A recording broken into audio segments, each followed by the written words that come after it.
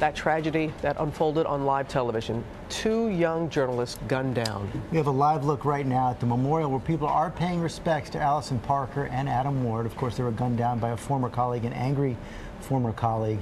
That community, their family, is now in a state of shock, and their station held a moment of silence in their memory this morning. And they're back on the air this morning, the morning team, which they were so much a part of. We have much to get to, many questions about what drove this former reporter to commit such a terrible crime. We have team coverage this morning, starting with ABC's Jim Avila, who's there in Roanoke, Virginia for us. Good morning, Jim.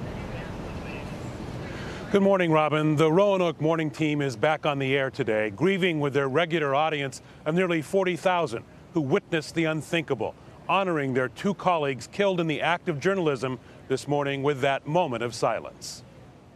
This morning, a newsroom tries to grapple with the unthinkable. We're going to get through this together. It was all too real. Live, unedited murder, fatally interrupting a simple feature about tourism on local Roanoke morning TV.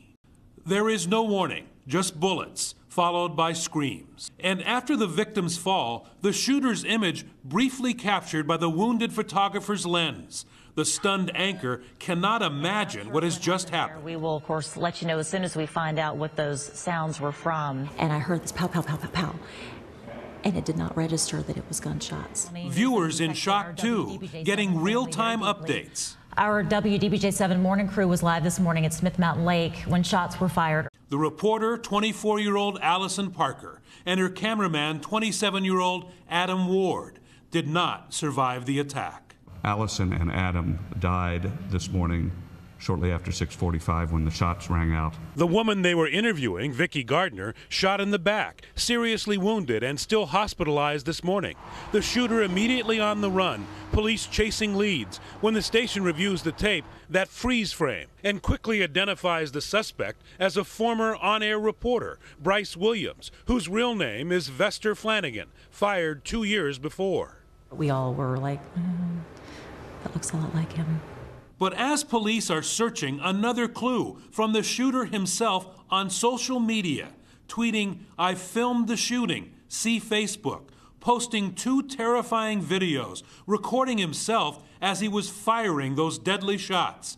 ABC News is not showing the videos. Suspect is believed to be armed and dangerous. Use caution. It's now after 11 in the morning. Flanagan on the run in a rented car. State troopers spot him on Highway 66, the road to the nation's capital.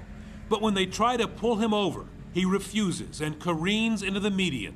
A lone trooper approaches and the gunman takes his own life. Flanagan was flown from the scene to Inova Fairfax Hospital, where he died at approximately 1:30 p.m. Overnight in Roanoke, a memorial service for the fallen. Alison Parker, a good young reporter destined to be great.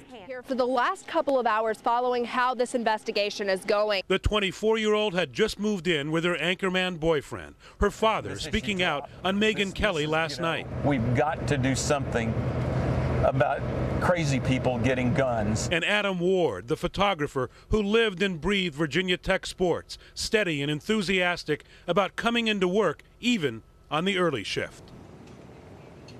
Also among the mourners at the station, the cameraman's fiance, a producer on the morning show who was in the control room as those shots were fired. George? Yeah, she was celebrating her last day of